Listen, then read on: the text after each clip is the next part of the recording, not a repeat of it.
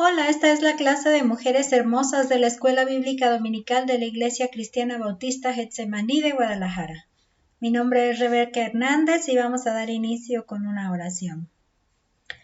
Padre, te damos gracias porque nos permites tomar este tiempo para presentar un estudio más de este material que como clase de Mujeres Hermosas estamos trabajando. Gracias te damos porque hemos podido completar el material de Génesis y ahora estamos para iniciar el Evangelio de Mateo. Bendícenos, guíanos y ayúdanos a poder tener las enseñanzas que tú quisiste dejar en tu palabra. Te lo pedimos, Padre, en el nombre de nuestro Señor Jesús. Amén. Lo que ya mencionábamos, pues estábamos trabajando con el material que se titula La Biblia libro por libro y esta es nuestra clase.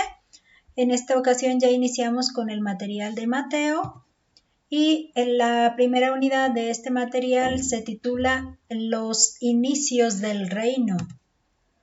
El estudio de hoy sería el 27, pero es el primero de Mateo y está titulado El Hijo de Dios y su reino. Para este material, esta primera lección, este primer estudio, está comprendiendo una especie de introducción con todo lo que se va a ver en las próximas lecciones, por lo que está todo el contexto, sería todo el libro, y algunas citas que se enfatizan de una manera más particular, que está basado en el capítulo 28, en el capítulo 1, en el capítulo 7, en el capítulo 9, en el capítulo 10 y el capítulo 21. El versículo clave, más bien son versículos clave, están en Mateo 16, 15 y 16. Él les dijo, ¿y vosotros quién decís que soy yo? Respondiendo Simón Pedro dijo, tú eres el Cristo, el Hijo del Dios viviente. Este es el primero de nuestro nuevo libro que libro del Nuevo Testamento que vamos a trabajar. Él les dijo, ¿y vosotros quién decís que soy yo? Respondiendo Simón Pedro dijo, tú eres el Cristo, el Hijo del Dios viviente. Lo que vemos en este texto es que el Señor Jesús les está preguntando a sus discípulos quién dice la gente que Él es y se lo menciona. Pero pues lo más importante para Él es quién creen ustedes, quién dicen ustedes que son. Y entonces es que Simón Pedro lo menciona, pero también menciona que esta información o declaración solo tuvo que haber logrado tenerla porque le fue dado por el Padre. Ese es algo que sí tenemos que enfatizar. Como verdad central, lo que traté fue resumirla. Dice Jesús, el Hijo del Dios viviente, enviado por el Padre, con toda autoridad para establecer el reino de los cielos en la tierra.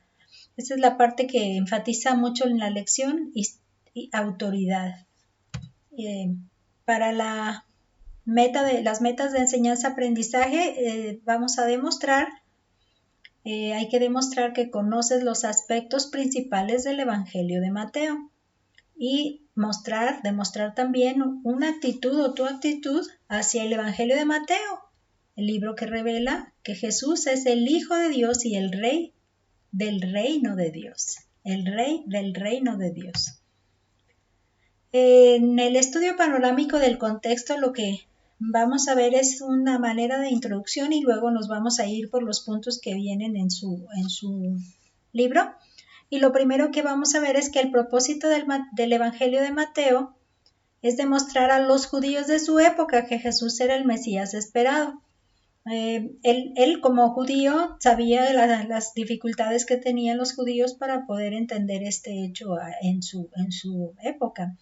Entonces este evangelio, este escrito fue precisamente con esa finalidad de mostrarles que así es. Y precisamente para demostrarles en el evangelio muestra cómo el Señor cumplió completamente las escrituras del Antiguo Testamento. Algo que vamos a observar es que tiene bastantes citas haciendo referencia al Antiguo Testamento, donde daban cumplimiento a las profecías. Estaba recordando en la clase que hay una cantidad, de pronto 55 fue la que se me vino a la mente, pero probablemente sí son muchas más. En distintos momentos de su vida, el Señor Jesús cumplió todas estas profecías y eso es algo que se puede verificar haciendo precisamente la comparación del evento con lo que se citó en el Antiguo Testamento.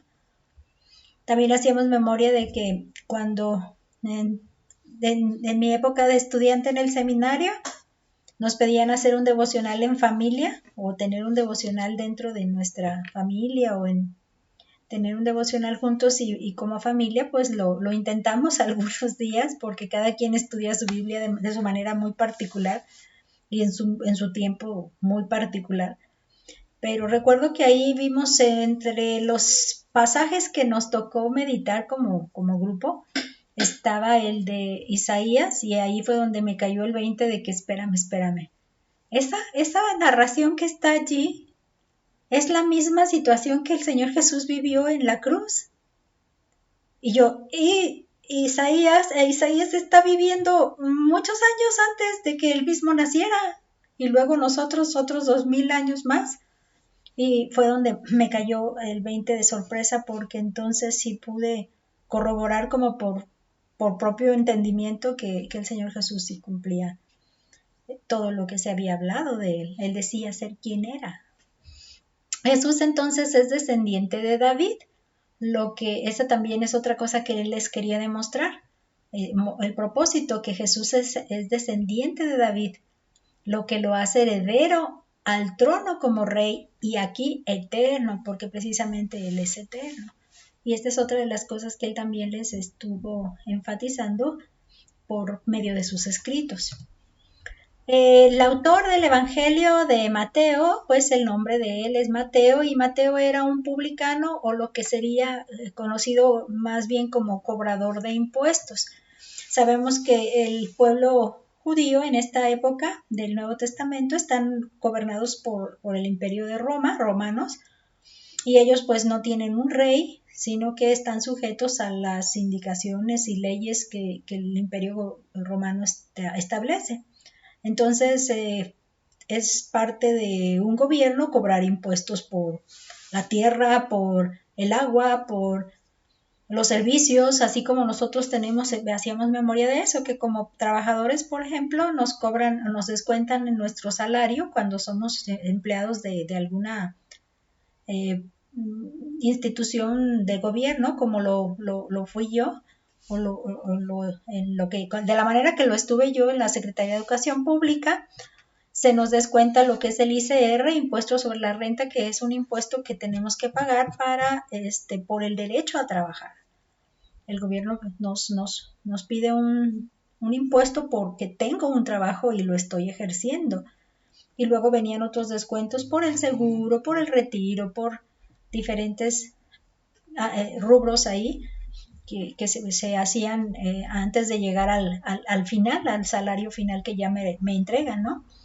Entonces Mateo se encargaba de hacer estos cobros de impuestos y entregárselos al imperio. Entonces no era bien visto por eso. Él vivía en Capernaum y es algo que podemos observar.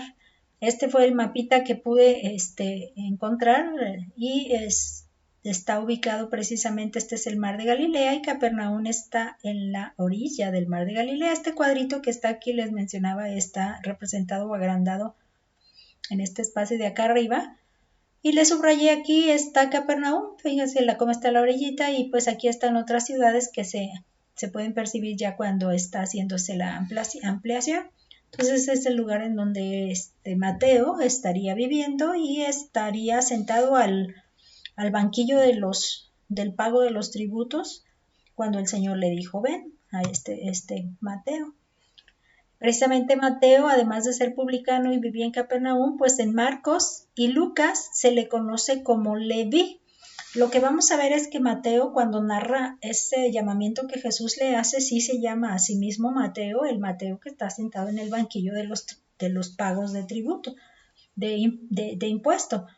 Y Marcos y Lucas no le llaman Mateo, pero se le se le conoce como Leví, como haciendo entender que son dos nombres los que tenía Mateo, probablemente Mateo Leví, y luego por esto mismo ellos más bien mencionan quizá el segundo nombre, con el que pudieran haberlo conocido más, quizá.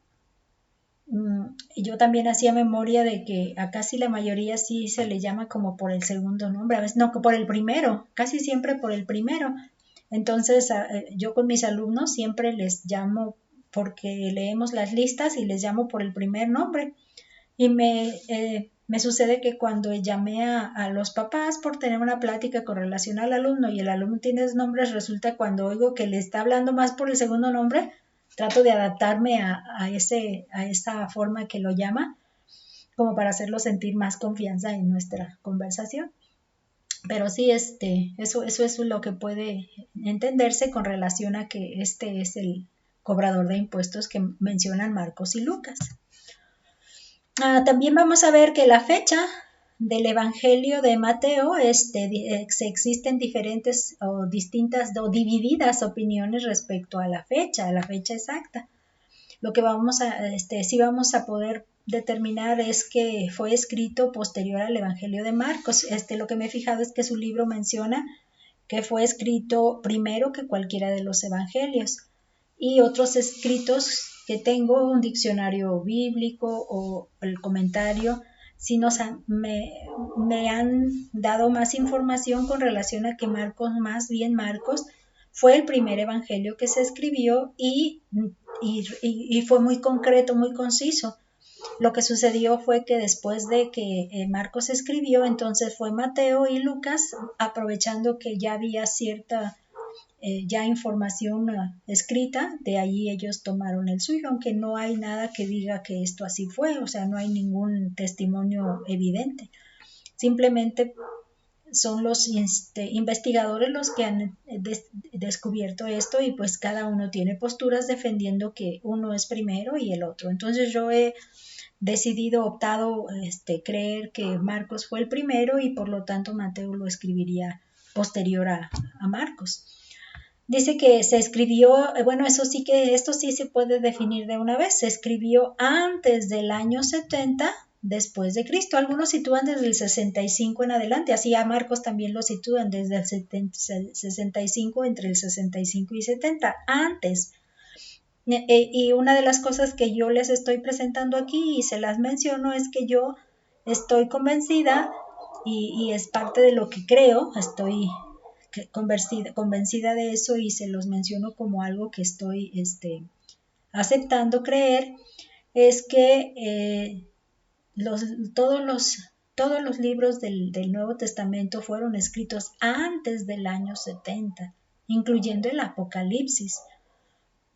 Porque es importante esta diferencia de creer antes que del 70 o después del 70, porque precisamente en el 70 fue, si fue antes del 70, anterior a la caída de Jerusalén, estamos hablando de que muchas de las cosas que se registran como un advenimiento impactante, destructivo, no se referirían a, si fueran haciendo antes, todos esos eventos impactantes de destrucción están refiriéndose a la caída de Jerusalén.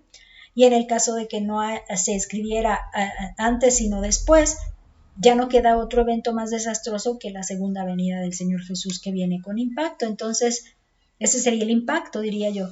Pero estoy cierta pues de que estuvieron escritos todos antes del año 70 y cambia mucho el enfoque de algunos de ellos en su narración, incluyendo Mateo. Lo que vamos a ver ahorita ya serían el bosquejo que tiene su mismo libro, y el primero que está citando es la Gran Comisión, Mateo 28 del 18 al 20, que dice: y se acercó Jesús y les habló diciendo: toda potestad me es dada en el cielo y la tierra, por tanto, id y haced discípulos a todas las naciones, bautizándolos en el nombre del Padre y del Hijo y del Espíritu Santo, enseñándoles que guarden todas las cosas que os he mandado.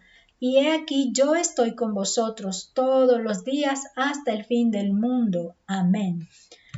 En esta porción lo que vamos a ver es que Jesús recibió toda la autoridad necesaria para gobernar en el cielo y en la tierra. ¿Y cómo es que puedo ubicarlo en el sentido de gobernar?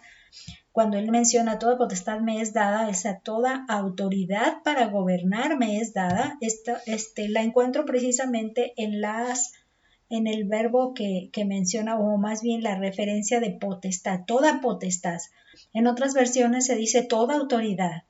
Entonces, de hecho, es por esto que se enfoca la lección de hoy con relación a la autoridad, esa potestad a la autoridad. Yo lo que hice fue que encontré, entendiendo que ahora la palabra que vamos a encontrar está en hebreo, o sea, el libro de Marcos está escrito en griego, en griego. Entonces las palabras que vamos a encontrar ahora para entender su significado están en griego. Esta sería su forma griega y esta sería su forma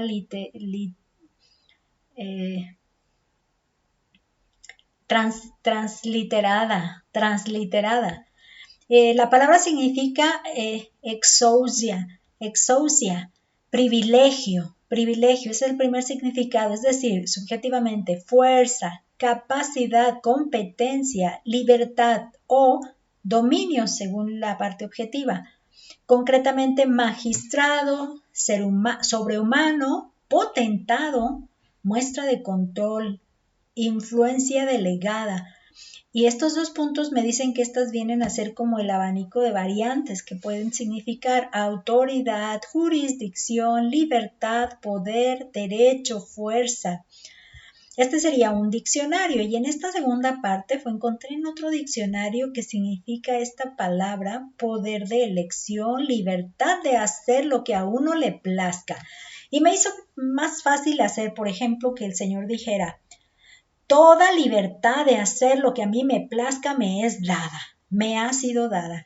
Y algo que podemos entender es que le fue dada por nuestro Dios. Gracias a haber ejecutado el plan de crucificarse y derramar su sangre y presentarse como pago delante de Dios, pago de pecados delante de Dios, ese acto. Estamos recordando que precisamente para este momento, en el Mateo 28, el Señor Jesucristo ya está resucitado.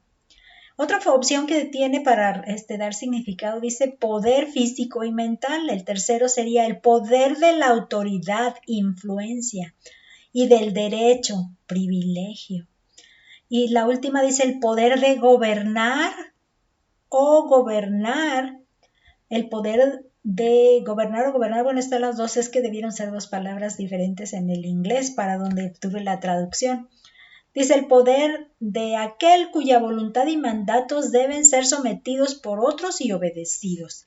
Entonces aquí es donde yo entiendo que cuando él hablaba de toda libertad de hacer lo que yo quiera gobernando, dijera todo eso, mi expresión cuando él solo dijo potestad.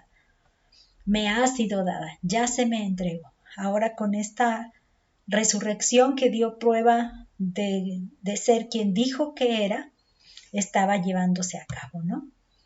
Ok, entonces, además de este hecho, pues la comisión implicaba, esa gran comisión implicaba una acción de día a día.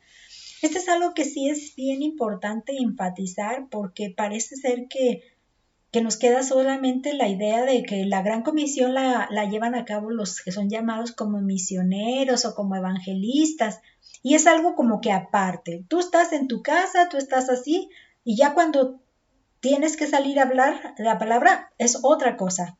De la puerta para afuera ya es otra cosa, pero por dentro de tu casa o dentro de tu confort, el momento confortable o estancia confortable, ahí no hagas nada. Mientras tengas que salir de tu casa, entonces llevas a cabo lo que es esta gran comisión. Pero fíjense la palabra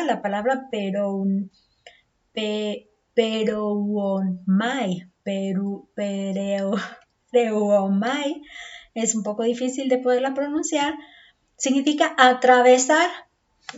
Atravesar es llegar de aquí, vamos, de este punto aquí hasta este punto acá.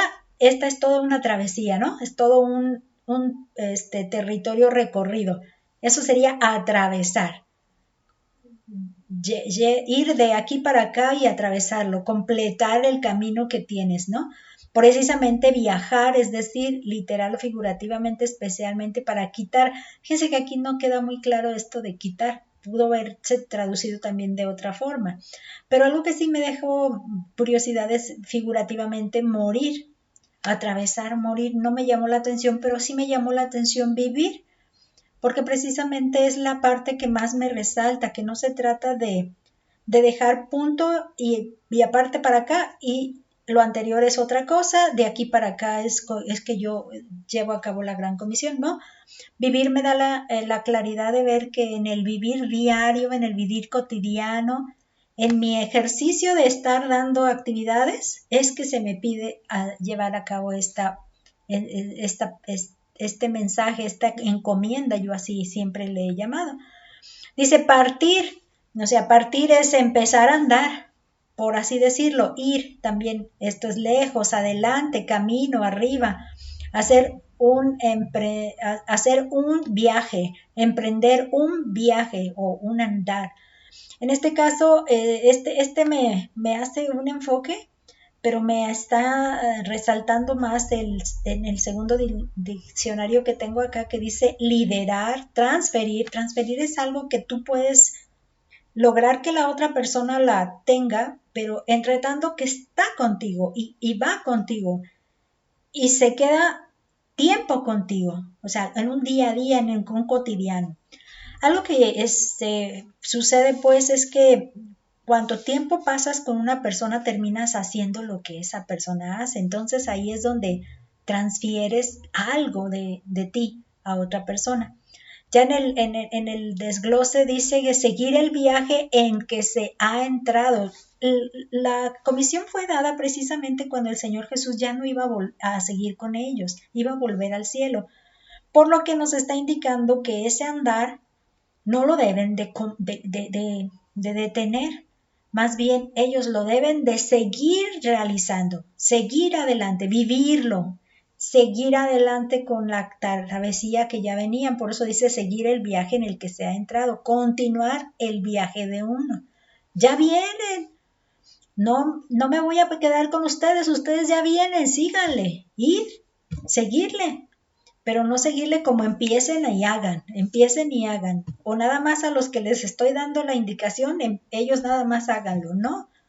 Ya entraron en el camino de seguir a Jesús, ahora síganlo a este camino y entre que van en ese vivir, porque también aquí habla de apartarse de la vida, pero en el sentido aquí ya me hace sentido como cuidar que no te involucres en las actividades cotidianas sin tener atención en esta tarea y encargo que el Señor está haciendo. Entonces dice seguir a uno, es decir, convertirse en su adherente. Y está hablando, yo entiendo, de lo que mencionábamos de hacer que se transfiera lo que yo soy en la otra persona. Entonces, si no se mantienen unidos, adherentes, pues no se va a lograr el plan. Y la última es llevar u ordenar la propia vida. Entonces, llevarla en orden, ¿no? Llevarla en orden la propia vida y llevarla con un propósito, sobre todo con un propósito y dando un testimonio de vida cotidiano. Por eso decíamos que era una comisión que implicaba una acción de día a día. También acá vemos que esta comisión implica dejando ver la transformación que Jesús había hecho en sus vidas. Esa es la parte que sí resalta, la transformación que Él ha hecho es la que vas a mostrar en tu día a día y esa es la que va a empezar a dar un testimonio. Algo que también vamos a ver cuando dice que seas discípulos, solo lo vas a poder lograr haciendo ver a la persona lo que tú eres y en lo que te has transformado, lo que el Señor ha hecho y te ha transformado a ti. Esta palabra mateteu es la de enseñándoles, ¿no? Intransitivamente convertirse en alumno, de manera transitiva, discipular, es decir, inscribirse como erudito, ser discípulo, instruir, enseñar, ser un discípulo de unos, seguir sus preceptos e instrucciones, hacer un discípulo, enseñar, instruir. Entonces tú lo vas a lograr, pero transmitiendo lo que ya eres, desde el punto de vista de observarte, y mientras te están observando, tú estás transmitiendo a ellos algo para enseñarles. Debían ser bautizados, dice aquí, debían bautizarlos para mostrar su cambio de actitud hacia Dios. Algo que me llamó la atención y me resaltó ahora que investigaba esta palabra es que no es meramente un requisito, aunque así lo vemos.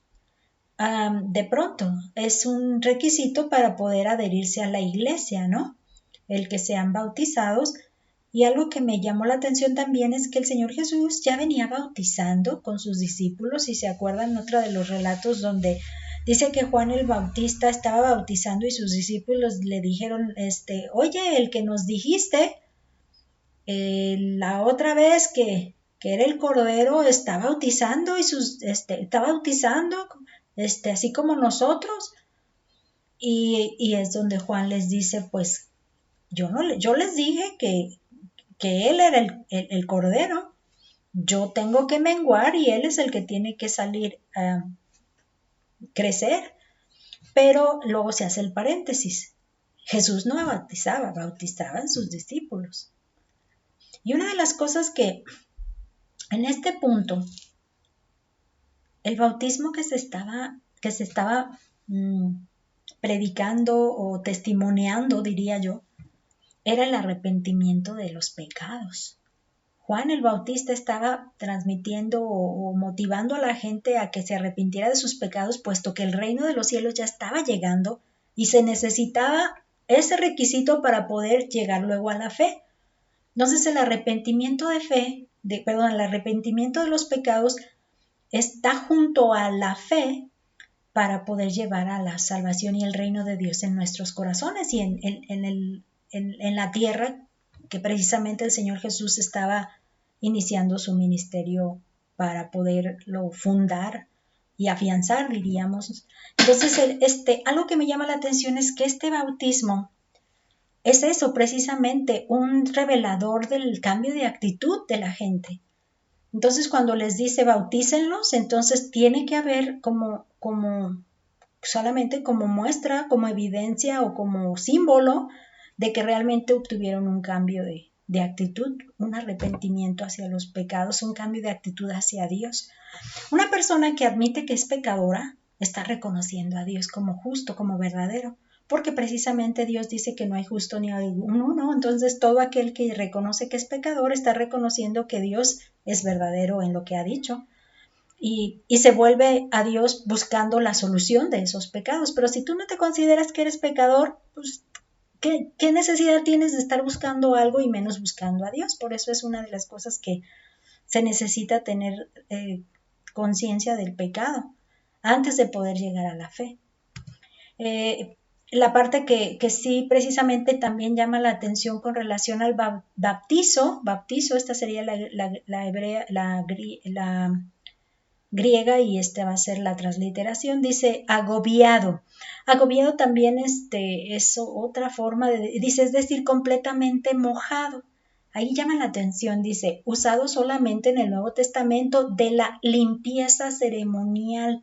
Eso es algo que llama la atención aquí.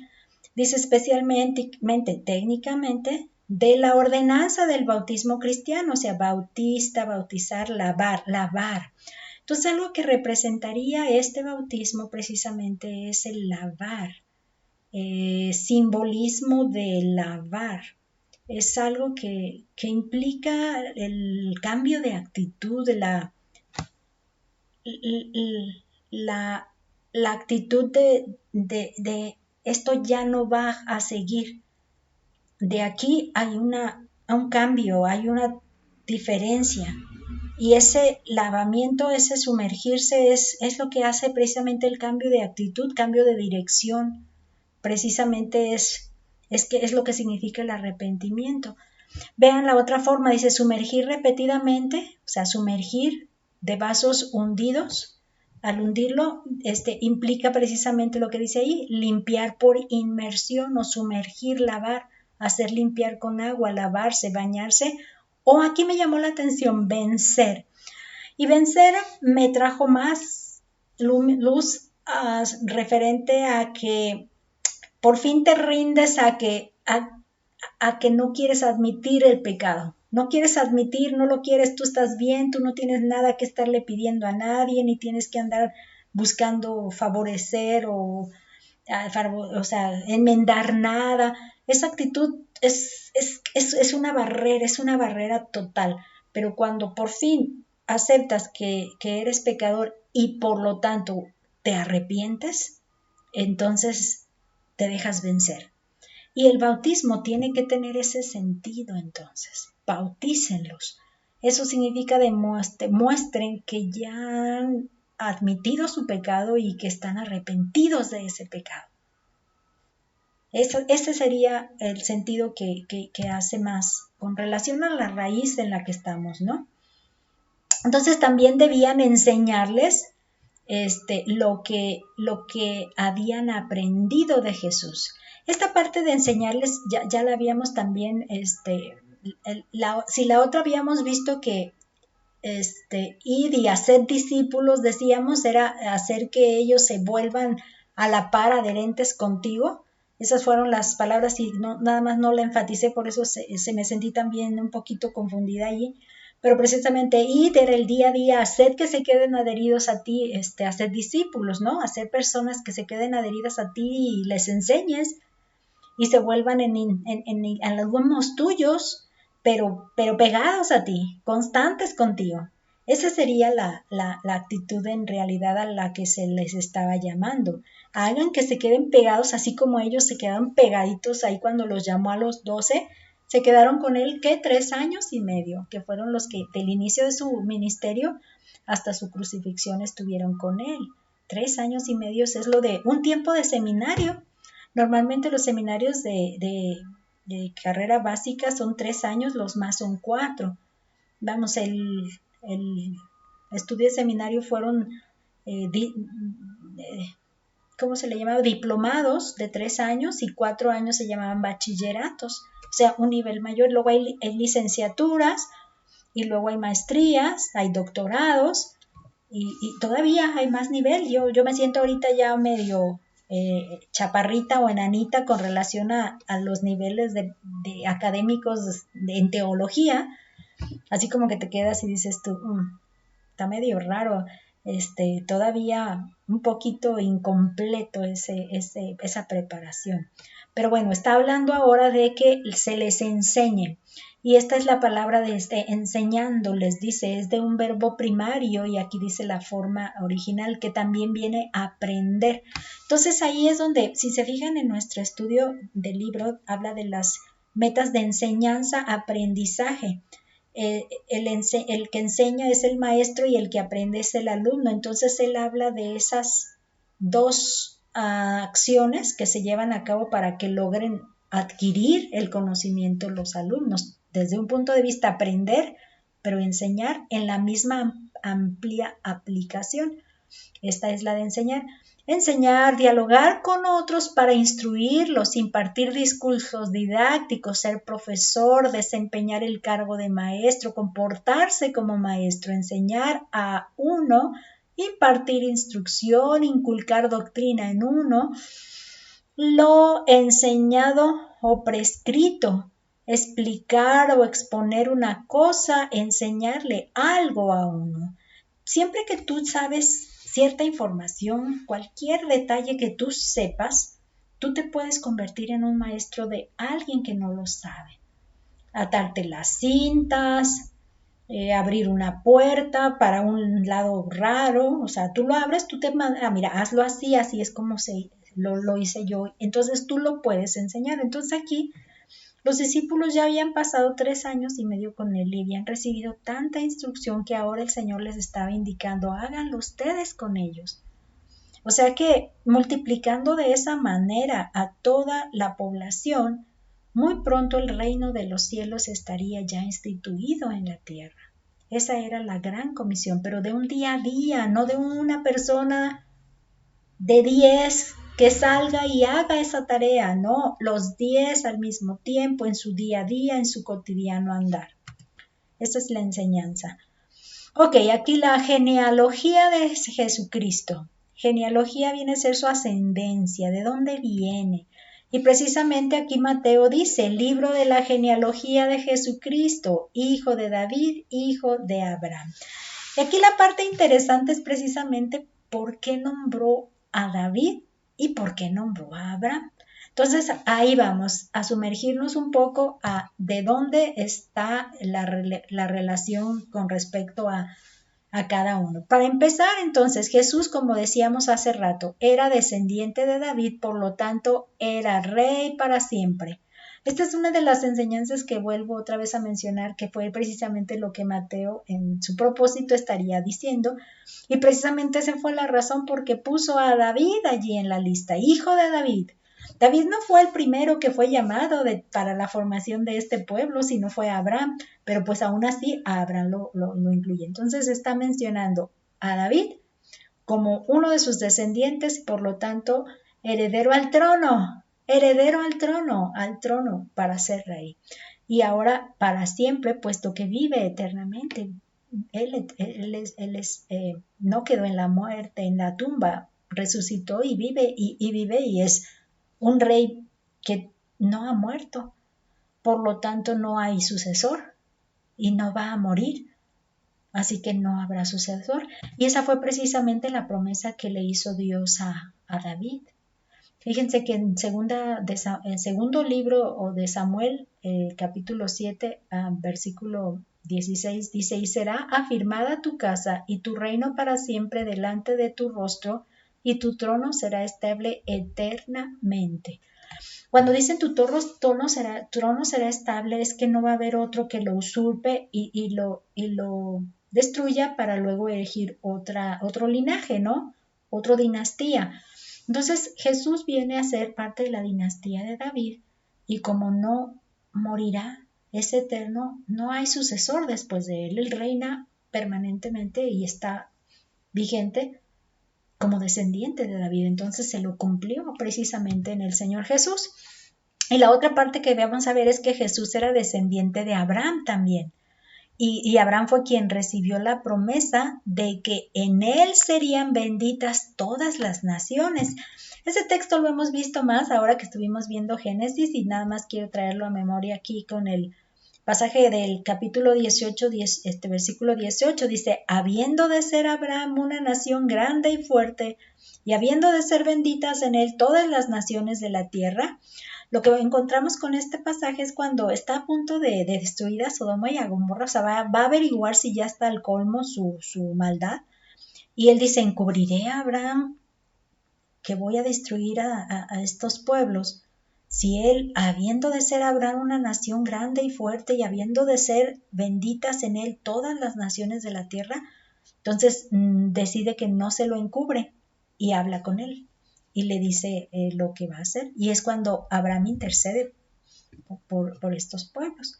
Entonces, algo que vamos a entender es que el Señor Jesús es aquel que viene a cumplir la bendición prometida a todas las naciones. En el tercer punto, vamos a observar las palabras de Jesucristo, y este es el texto de Mateo 7, del 24 al 29. Y dice así, cualquiera pues que me oye estas palabras y las hace, le compararé a un hombre prudente que edificó su casa sobre la roca. Descendió lluvia y vinieron ríos y soplaron vientos y golpearon contra aquella casa y no cayó porque estaba fundada sobre la roca. Pero cualquiera que me oye estas palabras y no las hace, le compararé a un hombre insensato que edificó su casa sobre la arena. Y descendió lluvia y vinieron ríos y soplaron vientos y dieron con ímpetu contra aquella casa y cayó y fue grande su ruina. Y cuando terminó Jesús estas palabras, la gente se admiraba de su doctrina, porque les enseñaba como quien tiene autoridad y no como los escribas. Esta es la parte que nos hace entender cuál sería el propósito de las palabras o el plan del propósito de las palabras que el Señor Jesucristo expresó. En especial se está refiriendo, está sujeto este texto al Sermón del Monte, que más o menos comprende de los versículos del de los capítulos del 5, 6 y 7, que es donde está completando esta porción. Lo que vamos a ver es que las palabras de Jesús cumplen su propósito cuando se llevan a cabo. O sea que escucharlas y identificarlas como que existen no es el propósito en sí, sino se llevan a la práctica. Es decir, si no se llevan a cabo, lo que escuchas no tiene sentido, no tiene importancia escuchar solamente o saber que existe, ¿no? Conocimiento de que existe. Entonces vamos a ver que hay una estrecha relación entre el oír y el hacer las palabras de Jesús. Es algo que vamos a entender claramente, que se resalta. En este punto 4 estamos viendo el poder de Jesucristo y está en Mateo 9 del 4 al 8 y luego el capítulo 10 versículo 1, que dice así: Y conociendo Jesús los pensamientos de ellos, dijo: ¿Por qué pensáis mal en vuestros corazones? ¿Por qué?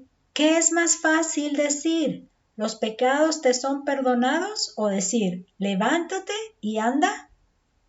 Pues para que sepáis que el Hijo del Hombre tiene potestad en la tierra para perdonar pecados, dice entonces al paralítico, levántate, toma tu cama y vete a tu casa. Entonces él se levantó y se fue a su casa, y la gente al verlo se maravilló y glorificó a Dios, que había dado tal potestad a los hombres. Y en el capítulo 10, entonces, llamando a sus 12 discípulos, les dio autoridad sobre los espíritus inmundos para que los echase fuera y para sanar toda enfermedad y toda dolencia. Algo que vamos a ver con relación al poder de Jesús es que Jesús demuestra su poder con evidencias visibles de lo que ha ocurrido en lo espiritual. Fíjense que nadie se había dado cuenta lo que había sucedido en el interior, y por eso empezaron a murmurar cuando el Señor Jesús le dice a este paralítico que sus pecados le son perdonados, pues es algo que nadie se da cuenta de si era o no o era cierto. Entonces, cuando lo empiezan a criticar, él decide dar la evidencia de qué es lo que ha ocurrido en el interior de ese hombre. Entonces les dice, ¿es más fácil hacer esto o esto? Pero estaba buscando en darles evidencias de lo que realmente ocurría en ese hombre paralítico. Entonces, el hacer que él pudiera caminar estaba demostrando que él realmente tenía un perdón de pecados en su interior. Habían sido perdonados sus pecados. Entonces, bueno, también sus discípulos mostraron el poder de Jesús sanando enfermedades como prueba de la llegada del reino de los cielos. Aquí la parte que nos llama la atención es precisamente, dice, sanad a estos enfermos para que ellos se den cuenta de que el reino de los cielos está llegando ya. Acuérdense que el Señor Jesús fue quien trajo el reino de los cielos a la tierra y lo vino a plantar, lo vino a echar a andar en la tierra. Si anteriormente no había raíces para poderlo fundar o enterrar o sembrar para poder luego producirse, él estaba poniendo precisamente esa semilla que venía a darle ya producción y prosperar ya como si fuera una planta, ¿no? En este caso, Juan prepararía el terreno pidiéndoles que se arrepintieran porque ya estaba cerca para hacer la tierra abonada, lista para nada más poner la semilla. Fíjense que ahorita me llama la atención porque hablando de abonada, mi sobrino, no sé si ya lo había mencionado, está trabajando con huertos familiares y una de las cosas que hacen es que buscan maneras de fertilizar o de abonar la tierra para que produzcan de una manera más sana todos los vegetales que luego puede comerse una familia.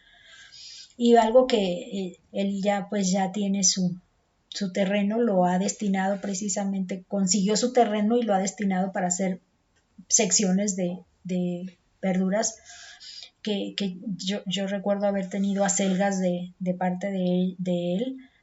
Y algo que me llama la atención es que recién me menciona que está pensando en el fertilizante de las plantas, que recién eso es lo que va a invertir ahorita.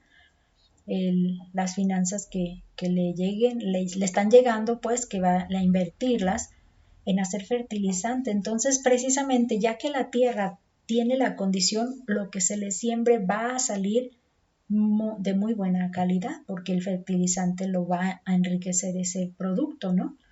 Y es algo que lo que está pasando aquí es que precisamente la sanidad que el Señor Jesús les está dando autoridad y poder para hacerlo, para mostrar evidencias, es sepan que llegó el reino. Y esto es lo que se muestra. Vamos, ¿se acuerdan que cuando Jacob no creía que José estaba vivo? No creía. Dice que hasta que salió y vio los carros que había mandado José para poderlo llevar, los carros de Egipto, entonces creyó. Entonces, ver para creer. Algo así es que está sucediendo esta sanidad de los enfermos. El reino de los cielos se ha acercado. ¿Cómo te puedo demostrar que así es? Mira, la sanidad que se está produciendo es producto del reino de Dios. Entonces ya te das cuenta de esto, ¿no? Fíjense que algo que llama la atención aquí es que, déjenme ver por qué, esta cita, déjenme ver, esta cita es complemento de lo que veníamos mencionando. Vean cómo dice, y yendo, predicar, diciendo, el reino de los cielos se ha acercado. Sanad enfermos, limpiad leprosos, resucitad muertos, echar fuego a demonios, de gracia recibisteis, dad de gracia. Estos versículos adelante del texto de capítulo 1, donde los envía, cierra precisamente la porción con este texto, y yendo a predicar, el reino de los cielos se ha acercado. Por eso es porque sí nos da clara evidencia de que era eso, una muestra de que el reino ya estaba allí y este producto era la evidencia. No sé si me expliqué ahí. En el punto número 5 está hablando de la autoridad de Jesucristo. ¿Con qué autoridad, verdad? Este es Mateo 21 del 23 al 27, dice así. Cuando vino al templo, los principales sacerdotes y los ancianos del pueblo se acercaron a él mientras enseñaba y le dijeron, ¿con qué autoridad haces estas cosas? ¿Y quién te dio esa autoridad? Respondiendo Jesús les dijo, yo también os haré una pregunta, y si me la contestáis, también yo os diré con qué autoridad hago estas cosas. El bautismo de Juan, ¿de dónde era? ¿Del cielo o de los hombres? Ellos entonces discutían entre sí diciendo, si decimos del cielo nos dirá, ¿por qué pues no le creísteis? Y si decimos de los hombres, tememos al pueblo, porque todos dicen que Juan era profeta. Y respondiendo a Jesús le dijeron, no sabemos. Y él también les dijo, tampoco yo os digo con qué autoridad hago estas cosas. Lo que vamos a entender en este punto es que primeramente los líderes religiosos del tiempo de Jesús, de su tiempo, quisieron saber de dónde procedía su autoridad. Precisamente ellos, por ser sacerdotes, por ser los líderes religiosos, a ellos se les podía considerar con autoridad para decidir hacer las cosas, ordenar y mandar a hacer las cosas, ¿no? Y el que no obedeciera pues estaría como faltando a la ley, así. Entonces lo que ellos decían es, ¿de dónde sacó esa autoridad? ¿Quién se la dio si nosotros ahorita estamos arriba, ¿no? En la cúspide del liderazgo, ¿no? En la parte más alta del liderazgo. ¿De dónde salió? Jesús los confronta con su actitud, o sea, Jesús confronta a ellos con su propia actitud. Lo único que el Señor Jesús hace cuando, de hecho es algo que me gustaría resaltarles, es que cuando el Señor Jesucristo llega a la tierra, Él no divide a la gente, Él no provoca nada. Lo único que hace es como mostrar la luz,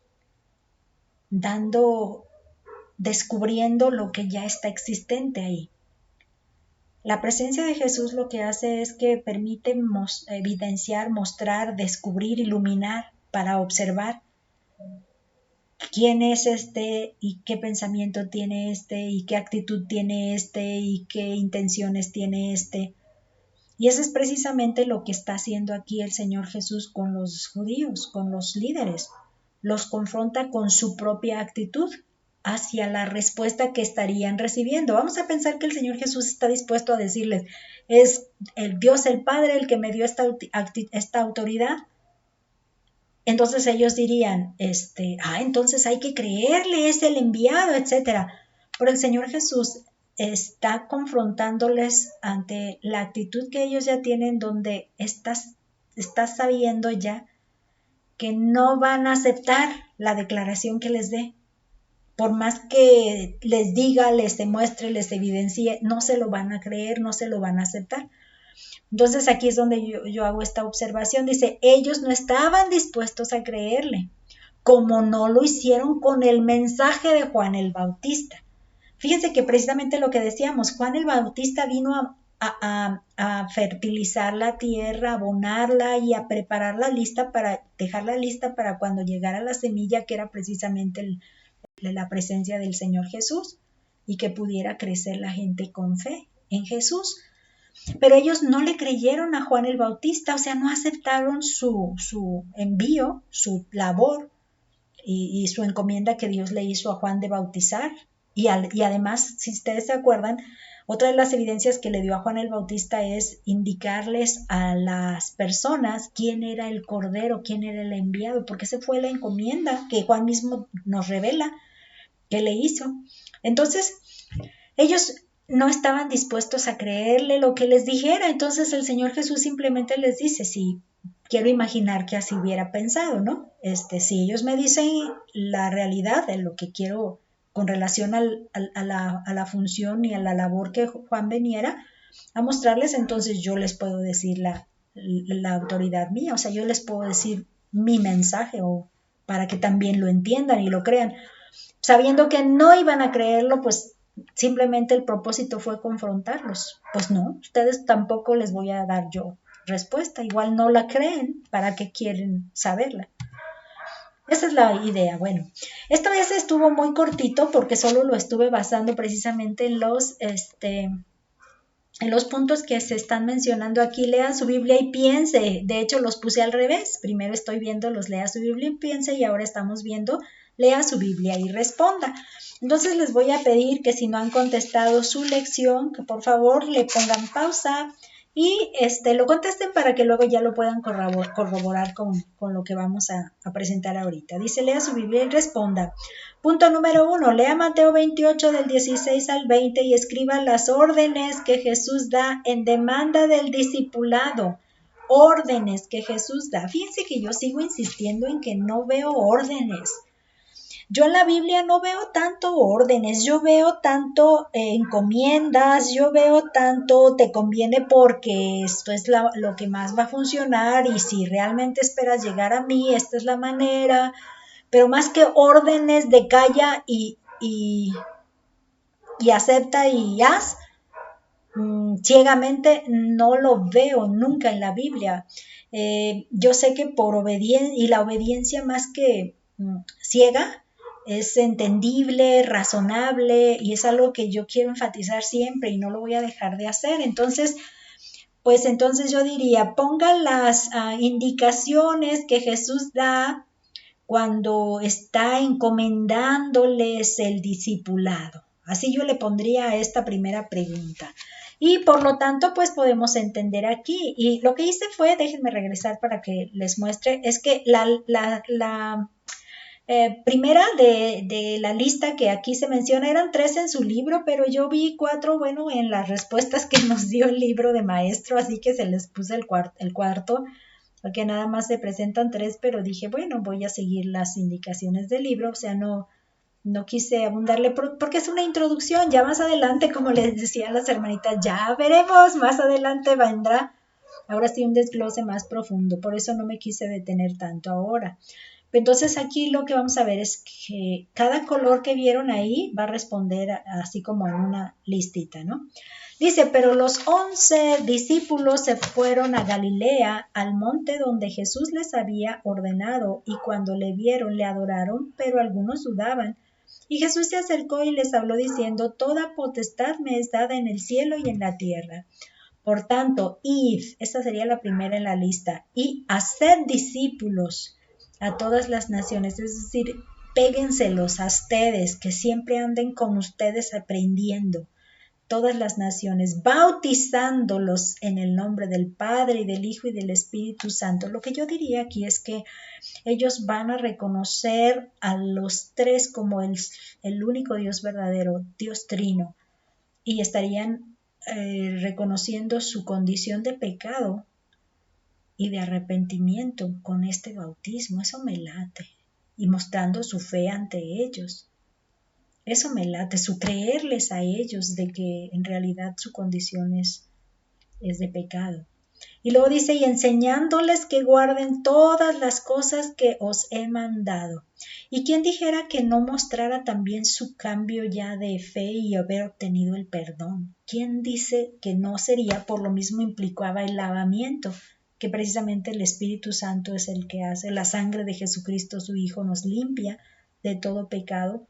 Entonces este bautismo más que nada estaría como que uniendo las dos acciones, el reconocimiento de los pecados y el lavamiento por la sangre de Cristo para perdón de pecados, ¿no? Por lo tanto, el crecimiento es el siguiente, que dice, enseñándoles que guarden todas las cosas que os he mandado. Esta sería la cuarta de las que están ahí en la lista. Y aquí yo estoy con vosotros todos los días hasta el fin del mundo. Aunque él físicamente no estaría como estuvo con ellos ahí caminando y durmiendo y comiendo con ellos, él estaría en el interior de sus corazones, precisamente en la persona del Espíritu Santo. Por eso esa promesa se cumple con el Espíritu Santo. Y él lo decía, es importante que yo me vaya porque entonces no vendría el Espíritu Santo. Y él tiene cuerpo y está en el cielo como abogado. Muy bien, el punto número 2 dice, lea Mateo 9 del 4 al 8 y 10, versículo 1, y describa la forma en que Jesús demostró su autoridad. Y aquí solamente pone 2 rayitas. Todo lo que hice yo fue subrayar. Dice, y conociendo Jesús los pensamientos de ellos, dijo, ¿por qué pensáis mal en vuestros corazones? Porque, ¿qué es más fácil decir? ¿Los pecados te son perdonados? O decir, levántate y anda. Pues para que sepáis que el Hijo del Hombre tiene potestad en la tierra para perdonar los pecados, pues esta fue precisamente la evidencia para que se den cuenta. Dicen al paralítico, levántate, toma tu cama y vete a tu casa. Entonces él se levantó y se fue a su casa. Y la gente al verlo se maravilló y glorificó a Dios que había dado tal potestad a los hombres. Y acá en el versículo 1 del capítulo 10 dice, entonces llamando a sus 12 discípulos, les dio autoridad sobre los espíritus inmundos para que los echasen fuera y para sanar toda enfermedad y toda dolencia. Pero lo que vimos es que no se termina si no leemos el versículo 7 y el 8. Y prediquen que el reino de los cielos se ha acercado. Entonces son evidencias de este tipo las que está mostrando el Señor Jesús. En el punto número 3 dice, según Mateo 21, 23 y 27, ¿cuál era la pregunta que los sacerdotes y los ancianos le hicieron a Jesús? ¿Cómo contestó él la pregunta? Aquí lo que sí nos debe quedar claro es la intención. Dice, cuando vino al templo, los principales sacerdotes y los ancianos del pueblo se acercaron a él mientras enseñaba y le dijeron, ¿con qué autoridad haces estas cosas? ¿Y quién te dio esta autoridad? Respondiendo Jesús les dijo, yo también os haré una pregunta. Si me la contestáis, también yo os diré con qué autoridad hago estas cosas. El bautismo de Juan, ¿de dónde era? ¿Del cielo o de los hombres? Entonces ellos discutían entre sí diciendo, si decimos del cielo, nos dirá, ¿por qué no le creísteis? Y si decimos de los hombres, tememos al pueblo porque todos tienen a Juan por profeta. Y respondiendo a Jesús, dijeron, no sabemos. Y él también les dijo, tampoco yo os digo con qué autoridad hago estas cosas. Entonces aquí es donde podemos ver que ellos no estaban dispuestos a creerle, no creyeron a Juan y sabían que no podían negarlo porque al negarlo el pueblo sí creía y entonces iban a estar en contra de ellos, o sea, el pueblo. Entonces ellos estarán tratando de no agraviarse a sí mismos, por eso dicen, no sabemos. Pero bueno, ya sabemos que lo que está demostrando el Señor Jesús aquí es que ellos no estaban listos para creer, no tenían esa disposición para creer y no tenía caso que les dijera la respuesta, ¿no? Lo que estamos ahorita entrando ahora a cuáles serían las aplicaciones para enfatizar en este texto. Vamos a tener la primera que sería el gobierno de Jesús. Dice, el sacrificio de Jesús en la cruz hizo posible la derrota del imperio de Satanás. Por lo tanto, recibió del Padre el poder para reinar en su lugar. Si ustedes recuerdan, el hecho de que Satanás pudo pues enganchar a Adán y a Eva, nuestra condición es tendiente al pecado hoy en día. Y nosotros actualmente sí contamos, como humanos contamos con una tendencia hacia el mal. Y ese es el llamado gobierno de Satanás, precisamente aquí en la tierra donde fue enviado después de caer de la prueba que se hizo en el determinado momento para... Él está acá, fue lanzado acá a la tierra y él está imperando y gobernando, teniendo su imperio acá. Pero precisamente ese sacrificio que el Señor Jesús hizo le está dando precisamente esa autoridad de gobernar aquí en la tierra, porque está cada vez que una persona decide creer en ese sacrificio y que con él puede cambiar su condición ante Dios, su condición de pecado ante Dios, entonces esa muerte lo que hace es pagar ese precio en el cual Dios dice, listo, ya no estás enemistado conmigo, entonces vente, ya estás contado de este lado. Y cada persona que el Señor Jesús hace que se cuente del lado del reino de Dios, entonces sale del reino de Satanás. Por lo tanto, el terreno de gobierno del Señor Jesús empieza a crecer y el terreno del gobierno de Satanás empieza a decrecer. Por lo tanto, este es precisamente el plan que el Señor Jesús está cumpliendo. Entonces es algo muy especial saberlo. Ahora el que reina es el Señor Jesús, así que estamos contentos porque ya tenemos otro rey que ya no nos está gobernando Satanás. El encargo de Jesús, aquí es donde yo les digo que más que una ley, un mandato, yo lo veo como que Él lo encarga cómo se debe ejecutar el reino, cómo se debe de agrandar el reino, su reino en la tierra. Dice, con el poder de Jesús para gobernar en la tierra, nosotros podemos vivir la experiencia de fe en Él y mostrar la transformación que es capaz de hacer. Entonces, algo que va a quedar bien claro es que más que decir habla y habla y habla y habla y predica de Cristo, yo diría no hables, actúa, deja ver, muestra lo que Él ya te transformó, porque no va a servir de nada lo bonita y las palabras más elocuentes que puedas mostrar si con tu vida estás diciendo todo lo contrario. Entonces, una tarea primera, como un plan de vida primero, es que, ¿sabes qué? Glorifica a Dios con tu vida, para que los demás vean que tú glorificas a Dios con tu vida, que muestras el amor con tu vida. Y esa es la primera encargo que el Señor Jesús te está mostrando, que en realidad lo único que hizo fue establecer como detalles en esta forma en que los estuvo enviando. y no está determinando que un grupo especial lo haga, ni tampoco que en un momento especial se haga y con una mentalidad específica, decir ahora nos vamos a dedicar a predicar, pero ya después ya no, no, sino en un día a día, momento tras momento de mi propia vida, de mi andar, de mi levantarme y acostarme, comer, quehaceres de la casa, labores de padre de familia con los estudiantes, en las tareas de los estudiantes que les estamos animando a que realicen, etcétera.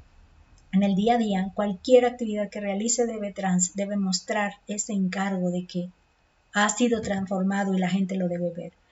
Y la tercera aplicación es la presencia de Jesús. Fíjense que aunque no se enfatiza mucho en este texto, aquí vamos a ver que con Jesús morando en nuestro corazón, se hace posible el discipular, causando impacto con el cambio de vida que ha hecho en nosotros. Jesús vive ya en nuestro corazón, está con nosotros. Decía en nuestro libro que con la autoridad que ya nos dio el Señor, nos dio autoridad ahora. Yo más que pensar en autoridad, lo que estoy viendo es que ya está viviendo, ya está gobernando. Entonces, con la forma que transformó en mi vida, yo puedo impactar a los demás. Y mientras no haga evidente esa transformación que Él hizo en mi vida, alguien decía, es que lo voy a convertir, decía por ahí una chica hablando de que quiere que su novio, que no es creyente, pues es que lo voy a convertir para... Y decía un conferencista, pues será en chango, porque tú no tienes la capacidad de transformar a nadie. Pero una cosa que sí podemos darnos cuenta es que esa transformación que Dios ya te dio es la que va a impactar a los demás, y no tus palabras, y no saberte de memoria todas las lecciones, las leyes espirituales, ni los pasos para llegar a la salvación, si no lo haces primero impactando con tu vida. Y tus hechos hablen por ti. En las metas de enseñanza-aprendizaje dice que demostrar que conoces los aspectos principales del Evangelio de Mateo y tener una actitud hacia el Evangelio de Mateo como un libro que revela que Jesús es el Hijo de Dios y el Rey del reino de los cielos. Eso es lo que tenemos que demostrar aquí. Y lo que vamos a ver aquí entonces es que la prueba es lo que vamos a observar aquí. Dice: de acuerdo con el estudio de hoy, redacte en sus palabras la comisión que demanda el Señor a cada cristiano. Aquí es lo que vamos a ver, que con sus propias palabras, sí, enseñando, haciendo discípulos, bautizándolos en el nombre del Padre y enseñándoles que guarden todas las cosas. Dice, exponga las formas en que Mateo revela lo que Jesús es. Hablábamos de el descendiente de David, hablábamos de el que cumplía la promesa dada a Abraham de ser bendición a todas las naciones. Y en el tercero, déjenme darle la vuelta, se exponga las formas. Y en el tercero dice, describa lo que es Jesús para ustedes. Así ya no la puedo mencionar, pero se me hace la más importante, porque del conocimiento que tengas acá no tiene mucha validez si no tienes un conocimiento acá en el corazón, donde el Señor Jesús significa algo para ti de manera personal. Las lecturas bíblicas para el siguiente estudio están basadas en Mateo capítulo 1 y Mateo capítulo 2, por eso les decía que más adelante ya vamos a ver más profundidad lo que estaremos encontrando en todo el contexto de esos dos capítulos. Vamos a orar para despedirnos. Gracias te damos, Padre bendito, porque nos permites tomar tu palabra, la enseñanza que tienes para nosotros. Gracias te damos porque nos permites conocer las intenciones del corazón a través de los personajes que dejaste registrados en tu palabra. Y te damos gracias porque nos permites aprender de la manera en que el Señor Jesús se daba cuenta de las intenciones y ahora de nuestras intenciones, por más que le queramos encubrir. Te pedimos que nos permitas mostrar la transformación que has hecho en nuestras vidas y que podamos impactar con esto a las personas que nos rodean. Ayúdanos, Padre, a poder salir adelante en nuestros quehaceres del día a día y concede cada una de las peticiones de nuestro corazón en cada una de las hermanas de nuestra clase. Te lo pedimos, Padre, en el nombre de nuestro Señor Jesús. Amén. Hasta la próxima.